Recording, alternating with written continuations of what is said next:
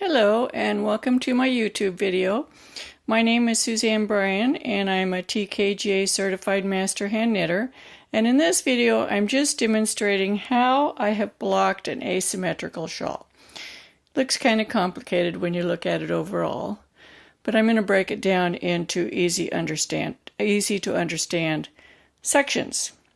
So an asymmetrical shawl is knit similar to a triangle, like an elongated triangle or a combination of a crescent shawl and a triangle.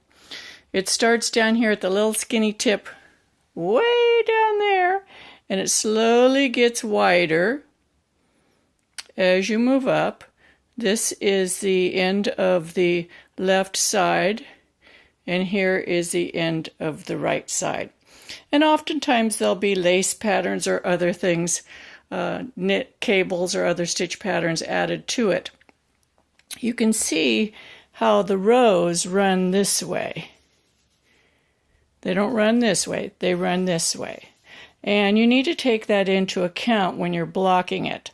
So I use a combination of blocking pins and blocking wires. I ran a wire to start through the very end here. You can see my wire through the eyelets along this edge.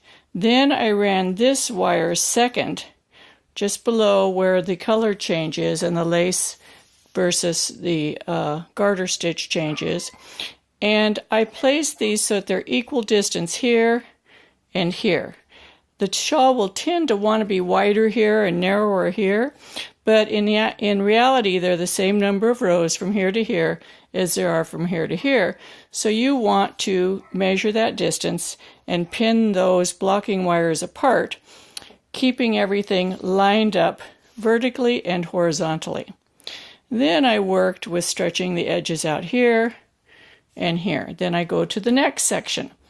And this doesn't have any lace in it, so we don't have to worry so much, but we still want the rows to be horizontal here.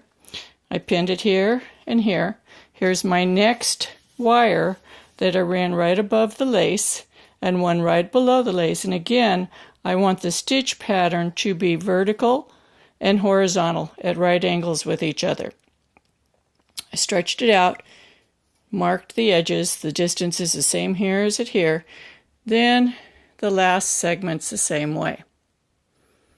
So you work on it a section at a time.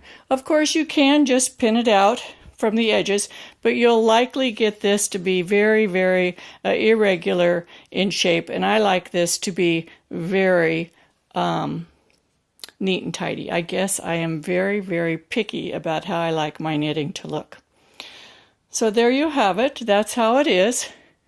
I prefer to do this type of work with the wool dry, and then I will heavily spray block it till it's soaking wet, and then allow it to dry, and then take the pins out. I hope this helps you in blocking asymmetrical shawls. Happy knitting. Be sure to subscribe and come back for more. Bye-bye.